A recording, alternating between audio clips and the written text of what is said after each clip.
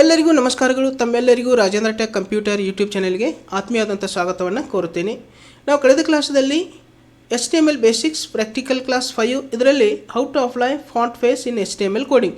HTML ಕೋಡಿಂಗ್ದಲ್ಲಿ ನಾವು font ಫೇಸ್ಗಳನ್ನು ಯಾವ ರೀತಿಯಾಗಿ ಅಪ್ಲೈ ಮಾಡ್ಕೊಳ್ಳೋದು ಅನ್ನೋದನ್ನು ಪ್ರಾಕ್ಟಿಕಲ್ ಆಗಿ ನಾನು ಆ ಕ್ಲಾಸಲ್ಲಿ ತಿಳಿಸ್ಕೊಟ್ಟಿದ್ದೀನಿ. ಸೊ ನೀವು ಇನ್ನೂ ಆ ಕ್ಲಾಸ್ ನೋಡಿಲ್ಲ ಅಂದರೆ ಇವತ್ತಿನ ಕ್ಲಾಸದ ವಿಡಿಯೋದ ಡಿಸ್ಕ್ರಿಪ್ಷನ್ನಲ್ಲಿ ಅದರ ಲಿಂಕ್ ಹಾಕ್ತೀನಿ. ತಾವು ಲಿಂಕ್ ಓಪನ್ ಮಾಡಿ ಆ ಕ್ಲಾಸ್ ಕೂಡ ನೀವು ನೋಡ್ಕೋಬೋದು. ಇವತ್ತಿನ class HTML basics practical class 6. ಇದರಲ್ಲಿ ನಾನು how to apply font size in HTML coding. HTML ಕೋಡಿಂಗ್ದಲ್ಲಿ ಡಿಫ್ರೆಂಟ್ ಆದಂಥ ಫಾಂಟ್ ಸೈಜ್ಗಳನ್ನು ಯಾವ ರೀತಿಯಾಗಿ ನಾವು ಟೆಕ್ಸ್ಟ್ಗೆ ಅಪ್ಲೈ ಮಾಡೋದು ಅನ್ನೋದನ್ನು ಪ್ರಾಕ್ಟಿಕಲ್ ಆಗಿ ಇಲ್ಲಿ ನಾನು ಒಂದು ಎಕ್ಸಾಂಪಲ್ ಮುಖಾಂತರ ತಿಳಿಸ್ಕೊಡ್ತಾ ಇದ್ದೇನೆ. ಸೊ ದಯವಿಟ್ಟು ಪೂರ್ತಿಯಾಗಿ ವಿಡಿಯೋ ನೋಡಿರಿ. ಮತ್ತು ತಾವು ಹೊಸದಾಗಿ ನನ್ನ ಯೂಟ್ಯೂಬ್ ಚಾನಲ್ ನೋಡ್ತಾ ಇದ್ದರೆ ಇನ್ನೂ ನನ್ನ ಯೂಟ್ಯೂಬ್ ಚಾನಲ್ ನೀವು ಸಬ್ಸ್ಕ್ರೈಬ್ ಮಾಡಿಲ್ಲ ಅಂದರೆ ದಯವಿಟ್ಟು ಸಬ್ಸ್ಕ್ರೈಬ್ ಮಾಡಿ, ಬೆಲ್ ಐಕನ್ ಪ್ರೆಸ್ ಮಾಡಿ, ನನಗೆ ಸಪೋರ್ಟ್ ಮಾಡಿರಿ ಅಂತ ತಮ್ಮಲ್ಲಿ ಕೇಳುತ್ತಾ ಇವಾಗ ಇವತ್ತಿನ ಒಂದು ಪ್ರಾಕ್ಟಿಕಲ್ ಕ್ಲಾಸನ್ನು ಪ್ರಾರಂಭ ಮಾಡೋಣ. ಓಕೆ, ಸೊ ಇವಾಗ ನಾನು ಇಲ್ಲಿ ನೋಟ್ಪ್ಯಾಡನ್ನು ಓಪನ್ ಮಾಡ್ಕೋತೀನಿ. ಓಕೆ, ಸೊ ಇಲ್ಲಿ ನೋಟ್ಪ್ಯಾಡನ್ನು ಓಪನ್ ಮಾಡಿದಂದರೆ ಇಲ್ಲಿ ಕೋಡಿಂಗನ್ನು ಟೈಪ್ ಮಾಡ್ಕೋಬೇಕು. ಓಕೆ, ಸೊ ಇವಾಗ HTML tag. Okay, first HTML, ನಂತರ ಇಲ್ಲಿ head. Okay, HTML head, title, ಆಮೇಲೆ ಟೈಟಲ್ದಲ್ಲಿ ನಾನು ಫಾಂಟ್ ಸೈಜ್ ಅಂತೇಳಿ ಕೊಡ್ತೀನಿ. ಓಕೆ, ಫಾಂಟ್ ಸೈಜ್, ಇಲ್ಲಿ ಟೈಟಲ್ ಕ್ಲೋಸ್, ಆಮೇಲೆ ಇಲ್ಲಿ ಹೆಡ್ ಕ್ಲೋಸ್. Next enter. ಇಲ್ಲಿ ಬಾಡಿ ಟ್ಯಾಗನ್ನು ಓಪನ್ ಮಾಡ್ಕೋಬೇಕು. Okay, body. ಅದರ ನಂತರ ಇಲ್ಲಿ ನಾವು ನಮ್ಮ ಮೆಸೇಜ್ಗೆ ಫಸ್ಟ್ ಏನು ಅಪ್ಲೈ ಮಾಡ್ಕೋಬೇಕಪ್ಪ ಅಂದರೆ ಇಲ್ಲಿ ಫಾಂಟ್ ಸೈಜನ್ನು ಅಪ್ಲೈ ಮಾಡ್ಕೋಬೇಕು. ಫಾಂಟ್ ಸೈಜನ್ನು ಇಲ್ಲಿ ಟ್ಯಾಗನ್ನು ಹಾಕಬೇಕಾಗ್ತದೆ. ಆಮೇಲೆ ನಂತರ ಮೆಸೇಜ್ ಟೈಪ್ ಮಾಡ್ಕೋಬೇಕು. ಓಕೆ, ಇಲ್ಲಿ ಫಾಂಟ್ ಸೈಜ್. ಇಲ್ಲಿ ಫಾಂಟ್ ಸೈಜ್ ನಾನು ಈಕ್ವಲ್ ಟು ಎಷ್ಟು ಕೊಡ್ತೀನಪ್ಪ ಅಂದರೆ ಇಲ್ಲಿ font size equal to double ಕೊಟೇಶನ್ದಲ್ಲಿ ಕೊಡಬೇಕು. ಡಬಲ್ ಕೊಟೇಶನ್ನ ಇಲ್ಲಿ ಫಾಂಟ್ ಸೈಜ 3 ಕೊಡ್ತೀನಿ. ಓಕೆ, ಫಾಂಟ್ ಸೈಜ್ 3, ಇಲ್ಲಿ 3 ಕೊಡ್ತೀನಿ. ಮತ್ತು ಇಲ್ಲಿ ಎಂಟರ್ ಕೊಟ್ಟು ಇಲ್ಲಿ ಮೆಸೇಜನ್ನು ಬರಿತೀನಿ. Okay, what is computer. Okay, ಇಲ್ಲಿ ಮೆಸೇಜನ್ನು ಏನು ಕೊಡ್ತೀನಪ್ಪ ಅಂದರೆ ಇಲ್ಲಿ ವಾಟ್ ಈಸ್ ಕಂಪ್ಯೂಟರ್. ಮತ್ತು ಇಲ್ಲಿ ಫಾಂಟನ್ನು ಕ್ಲೋಸ್ ಮಾಡ್ಕೋಬೇಕು. ಓಕೆ, ಇಲ್ಲಿ ಫಾಂಟ್ ಕ್ಲೋಸ್ ಮಾಡ್ಕೋಬೇಕು. ಯಾಕಪ್ಪ ಅಂದರೆ ನೆಕ್ಸ್ಟ್ ಮೆಸೇಜ್ಗೆ ಅದೇ ಫಾಂಟ್ 3 ಫಾಂಟ ಸೈಜ್ ಅಪ್ಲೈ ಆಗ್ತದೆ. ಸೊ ಅದಕ್ಕೆ ಇಲ್ಲಿ ಫಾಂಟ್ ಕ್ಲೋಸ್ ಮಾಡ್ಕೋಬೇಕು. ಇಲ್ಲಿ ನಾನು ಫಾಂಟ್ ಕ್ಲೋಸ್ ಮಾಡ್ಕೋತೀನಿ.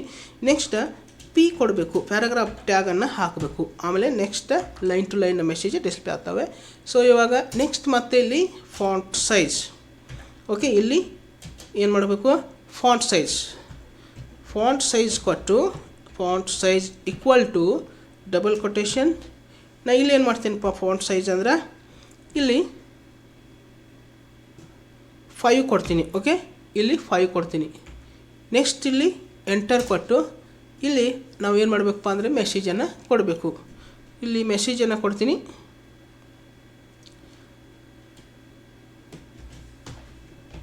What is input. ಓಕೆ, ಇಲ್ಲಿ ಏನು ಮಾಡ್ತೀನಿ, ವಾಟ್ ಈಸ್ ಇನ್ಪುಟ್. ಇಲ್ಲಿ ಏನು ಮಾಡಬೇಕು, ಫಾಂಟನ್ನು ಕ್ಲೋಸ್ ಮಾಡ್ಕೋಬೇಕು. ಫಾಂಟ್ ಕ್ಲೋಸ್ ಮಾಡಿದ ನಂತರ ಇಲ್ಲಿ P ಟ್ಯಾಗನ್ನು ಹಾಕಬೇಕು. ಓಕೆ, ನೆಕ್ಸ್ಟ್ ಮತ್ತೆ ಎಂಟರ್. ಮತ್ತು ಇಲ್ಲಿ ಫಾಂಟ್ ಸೈಜನ್ನು ಕೊಡ್ತೀನಿ. ಓಕೆ, ಇಲ್ಲಿ font size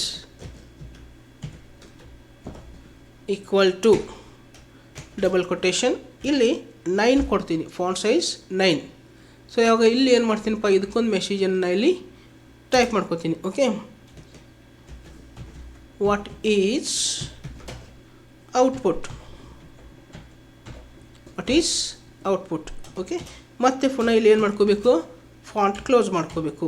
okay, font close ಮಾಡಿದ ನಂತರ ಇಲ್ಲಿ P ಟ್ಯಾಗನ್ನು ಹಾಕಬೇಕು.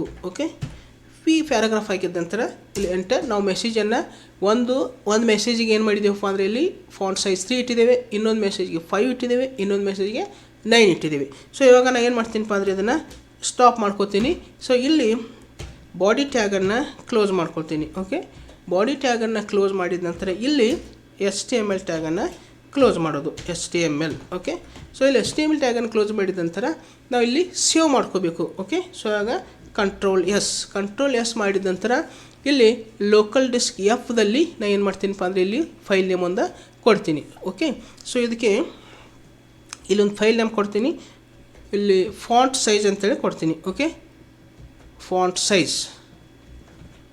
ಸೈಜ್ ಅಂತೇಳಿ ಇಲ್ಲಿ ಕೊಡ್ತೀನಿ, ಮತ್ತು ಇಲ್ಲಿ .html ಅಂತೇಳಿ ಕೊಡ್ತೀನಿ, ಫಾಂಟ್ ಸೈಜ್ .html. ಓಕೆ, ಇವಾಗ ಇಲ್ಲಿ ಸೇವ್ ಮಾಡ್ತೀನಿ.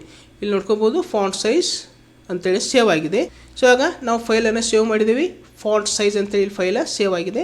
ಸೊ ನಾವು ಔಟ್ಪುಟ್ ನೋಡಬೇಕಾಗಿದೆ. ಸೊ ಔಟ್ಪುಟ್ ನೋಡಬೇಕಾಗಿತ್ತು ನಾವೇನು ಮಾಡಬೇಕಪ್ಪ ಅಂದರೆ ಇಲ್ಲಿ font size 3, font size 5, font size 9 ಇವು ನಾವು ಫಾಂಟ್ಗೆ ಅಪ್ಲೈ ಆಗಿದಾವಲ್ಲಪ್ಪ ಅನ್ನೋದು ನಾವಿಲ್ಲಿ ನೋಡ್ಕೋಬೇಕಾಗಿದೆ. ಸೊ ಆವಾಗ ಔಟ್ಪುಟ್ ನೋಡಬೇಕಾಗ್ತದೆ. ಸೊ ಇಲ್ಲಿ ನಾನು ಇಲ್ಲಿ ಏನು ಮಾಡ್ತೀನಪ್ಪ ಅಂದರೆ ಇಲ್ಲಿ ಇಂಟರ್ನೆಟ್ ಎಕ್ಸ್ಪ್ಲೋರ್ ಓಪನ್ ಮಾಡ್ಕೋತೀನಿ, ಮತ್ತು ಇಲ್ಲಿ ಕಂಟ್ರೋಲ್ O ಮಾಡ್ತೀನಿ. ಕಂಟ್ರೋಲ್ O ಮಾಡಿದ ನಂತರ ಇಲ್ಲಿ ನಾವು ಲೋಕಲ್ ಡಿಸ್ಕ್ ಎಫ್ದಲ್ಲಿ ಸೇವ್ ಮಾಡಿದ್ದೇವೆ, ಫಾಂಟ್ ಸೈಜ್ ಅಂತೇಳಿ ಬಂದಿದೆ.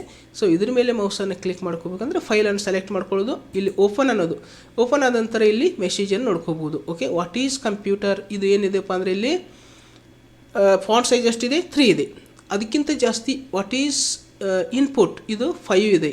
ಓಕೆ, ಸೊ ಅದರ ನಂತರ ವಾಟ್ ಈಸ್ ಔಟ್ಪುಟ್ ಇದು 9 ಇದೆ. ಸೊ 9ಕ್ಕಿಂತ ಜಾಸ್ತಿ ಇಲ್ಲಿ ಅಪ್ಲೈ ಆಗೋದಿಲ್ಲ. ಓಕೆ, ನಾವು 10, 12 ಕೊಡ್ಬೋದು.